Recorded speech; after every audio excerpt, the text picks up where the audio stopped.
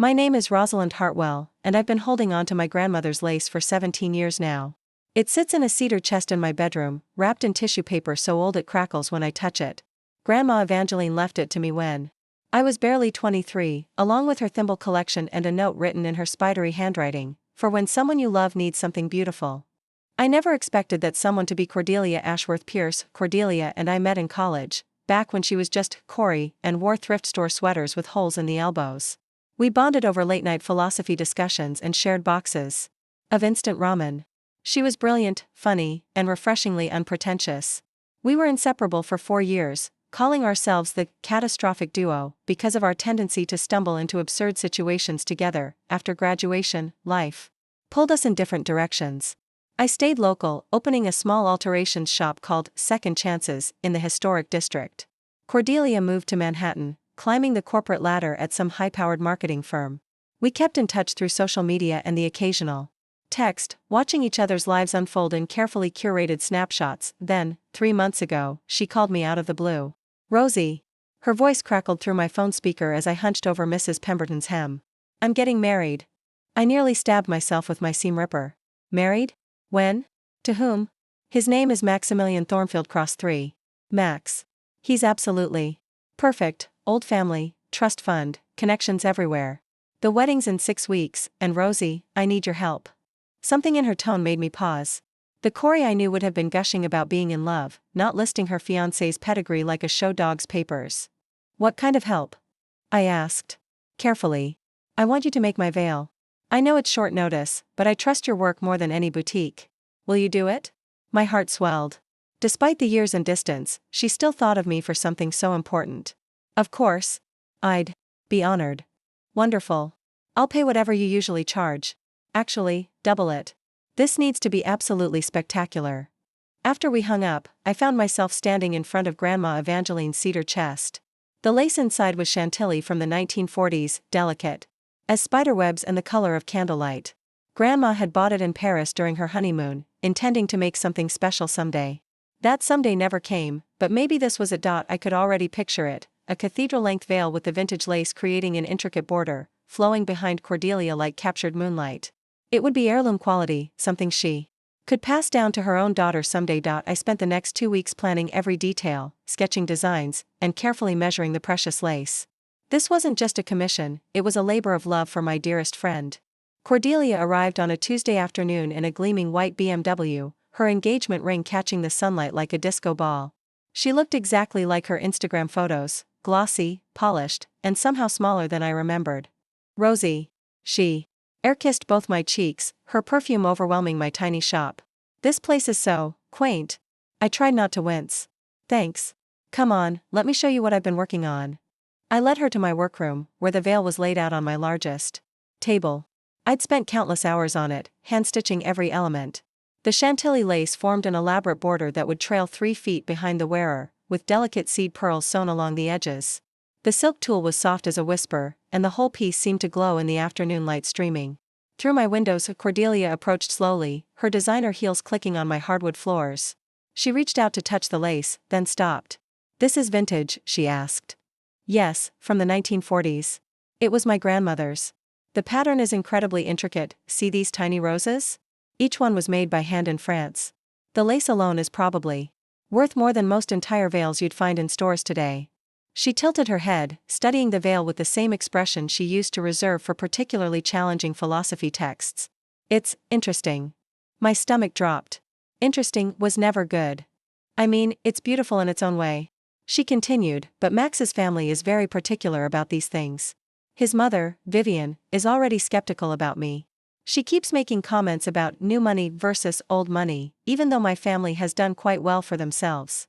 I waited, sensing there was more. "The thing is, Rosie, I'm not sure this looks expensive enough." The words hung in the air like smoke. I felt as if she'd slapped me. "Expensive enough?" I repeated. "Don't get me wrong, I know you put a lot of work into it. But at the wedding, there will be senators, CEOs, old Connecticut families who can spot designer work from across a room. This looks too homemade." Each word felt like a needle prick. "Homemade? You know what I mean. It doesn't have that boutique polish, that designer cachet.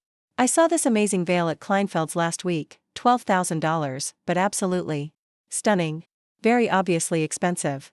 I stared at her, trying to reconcile this woman with the girl who used to cry at sad movies and give her lunch money to homeless people. Cordelia, this lace is an antique. It's irreplaceable. The craftsmanship is museum quality. I understand that, but understanding and appearance are two different things. Max's crowd, they'll judge everything. And I can't afford to give them ammunition. I wanted to argue, to explain that true luxury wasn't about price tags but about artistry, history, and love. But looking at her face, pinched with anxiety and social climbing ambition, I realized she wouldn't hear me. What do you want me to do? I asked quietly. Well, I was hoping, could you maybe add some crystals? Swarovski, maybe? Something that catches the light more? Make it look more contemporary? My grandmother's precious lace, studded with mass-produced crystals like a teenager's phone case. The thought made me nauseated. Cordelia, adding crystals would damage the integrity of the vintage lace. And honestly, the piece is perfect as it is. It's elegant, timeless, but not obviously expensive. She interrupted. Rosie, I'm paying you well for this. Surely you can make some adjustments? I looked at the veil again, seeing it through her eyes now. Despite its genuine beauty and historical value, it didn't scream wealth the way a modern designer piece would. It whispered sophistication instead of shouting status. Let me think about it, I said finally. After she left, I sat alone with the veil, running my fingers over the delicate lace my grandmother had treasured for decades. Somewhere in the process of becoming Mrs. Maximilian Thornfield Cross III, my friend Corey had disappeared entirely. That evening, I called my mother. She said, "What about Grandma's lace?" Mom's voice rose an octave. I repeated Cordelia's words, cringing as I spoke them aloud again. Rosalind Marie Hartwell, you tell me you're not actually considering putting rhinestones on your grandmother's Chantilly lace. They're Swarovski crystals, not rhinestones, I said weakly. I don't care if they're diamonds. That lace survived the London Blitz, your grandfather's cigar smoke, and 3 moves across the country. It's not becoming a craft project now. Mom was right, of course. But I couldn't shake the image of Cordelia's desperate face, the way she'd talked about Max's mother judging her, about needing to fit in with people who measured worth in price tags. Maybe I could make her a completely different veil, I suggested. Something modern and sparkly that would satisfy her in-laws. You could, but should you? The question haunted me for days. I researched the Thornfield Cross family online, falling down a rabbit hole of society pages and charity galas. They were Connecticut blue bloods, the kind of family that had been wealthy so long they'd forgotten what it felt like to want for anything. Max himself appeared in dozens of photos, polo matches, yacht clubs, museum fundraisers, always with the same vaguely bored expression. In none of the photos did he look at whoever he was with the way a man should look at his future wife. I found myself studying Cordelia's social media with new eyes. Her recent posts were all designer handbags, expensive restaurants, and carefully staged photos with Max gone were her book recommendations, her passionate political posts, her pictures of sunsets taken during her morning runs. It was as if she'd curated away everything that made her herself. Meanwhile, the veil waited on my work table like a patient ghost. Thursday afternoon brought Mrs. Chen, picking up her daughter's prom dress. This veil is exquisite, she said, noticing my work. The lace is museum quality. Thank you. It's for a wedding this weekend. The bride must be over the moon. Pieces like this, they're not just accessories, they're heirlooms. Stories you can touch. After she left, I stood looking at the veil again. Mrs. Chen was right, it was a story. My grandmother's story, woven into French lace during the most romantic trip of her life. My story, told through careful stitches and sleepless nights. And yes, Cordelia's story too, though I was beginning to wonder if she still remembered what that story was supposed to be. Friday morning, she called again. Have you thought about the crystals? She asked without preamble. Cordelia, I want to ask you something. Do you love him? Silence stretched between us. What kind of question is that? The kind your best friend asks when you're about to marry someone you describe like a stock portfolio. Max is a good man. We're compatible. He can provide the kind of life I want. But do you love him? Another pause. Love is complicated, Rosie. We're not 22 anymore. Marriage is about more than just feelings. My heart broke a little. Is it? Look, can we just focus on the veil? I need to know if you're going to make the changes or if I should find someone else who will. The threat hung there, unspoken but clear. I could modify my grandmother's irreplaceable lace or lose the commission entirely. I'll make the changes, I heard myself say. Wonderful. I knew you'd understand. I'll pick it up Saturday morning. After I hung up, I sat in my empty shop and cried for the friend I'd lost somewhere along The way. Saturday morning arrived gray and drizzling, matching my mood perfectly. I'd spent the previous evening adding crystal elements to the veil, not directly to the vintage lace, which I couldn't bring myself to damage, but to the silk tulle surrounding it. The crystals caught the light beautifully, but they also cheapened the overall effect, making it look like something from a mid-range bridal boutique rather than a unique work of art, but it looked expensive, which was apparently all that mattered. Cordelia arrived precisely at 10, accompanied by a tall, thin woman with steel-gray hair and a mouth like a paper cut. Rosalind, this is Vivian Thornfield Cross, Max's mother. She wanted to see the veil before the ceremony. Vivian's handshake was exactly as cold as I'd expected. She studied my shop with the expression someone might use when examining a particularly unpleasant bug. So this is where you work, she said, making it sound like an accusation. Yes, ma'am. Let me show you the veil. I brought out the modified piece, and Vivian circled it like a shark, her sharp eyes cataloging every detail. The crystals are adequate, she pronounced finally. Though I would have preferred something from Vera Wang or Oscar de la Renta. Something with proper provenance. The lace has provenance, I said quietly. It's from 1940s Paris. Vivian fingered the edge dismissively. Vintage can be charming, I suppose, in small doses. Though I do hope you understand, dear, she addressed Cordelia, that for important family events, we typically work with established designers. People who understand our standards. Cordelia's face flushed pink. Of course, Vivian. This was just sentimental. Just sentimental. As if sentiment was something mildly embarrassing, like a food stain or bad breath. Well, Vivian continued, I suppose it will do for today. Though next time, assuming there is a next time, we should really consider proper options. Next time? What next time? Unless she was planning multiple weddings, there wouldn't be a next time for a wedding veil. After they left with the veil carefully boxed, I found myself wondering if I'd done the right thing. I'd compromised my artistic integrity and my grandmother's memory to satisfy people who didn't even appreciate the sacrifice, but maybe that was friendship, doing uncomfortable things because someone you cared about asked you to, or maybe it was cowardice. I wasn't invited to the wedding ceremony itself. Apparently the guest list was quite limited and consisted entirely of the Thornfield Cross social circle. But Cordelia had asked me to come to the venue early to help her with any last-minute veil adjustments. The Thornfield Cross estate was exactly what I'd expected, sprawling, pristine, and intimidating. Ancient oak trees lined the circular driveway, and the house itself looked like something from a period drama, all columns and symmetry and old money confidence. I found Cordelia in the bridal suite, surrounded by a small army of hairstylists, makeup artists, and assistants. She looked stunning, of course, in a dress that probably cost more than my car. But there was something brittle about her perfection, like expensive china that might shatter if handled too roughly. Rosie. She dismissed her attendants with a wave. Thank God you're here. I'm so nervous I can barely breathe. I helped her put on the veil, securing it carefully to her elaborately styled hair. In the mirror, the crystals caught the light from the crystal chandelier, creating tiny rainbows across the silk. You look beautiful, I told her, and meant it. Do I look expensive enough? She asked, and I heard an echo of the girl who used to worry about fitting in during our freshman year. Cordelia, can I ask you something? Of course. Are you happy? She turned from the mirror to face me directly. For just a moment, the polished mask slipped, and I saw something raw and frightened in her eyes. I will be, she said finally. This is what I want, Rosie. This life, this family, this security. Max is a good man, and his family, well, they'll accept me eventually. But are you happy right now, today? She looked at herself in the mirror. Again, adjusting the veil slightly. Happiness is overrated. Stability isn't. Before I could respond, Vivian swept into the room like an elegant hurricane. Cordelia, darling, it's time. The photographer wants to do some shots before the ceremony. As they whisked her away, Cordelia caught my hand briefly. Thank you for everything, Rosie. For understanding what I needed. I watched from the window as she posed for photos in the garden, my grandmother's lace trailing behind her across the perfectly manicured lawn.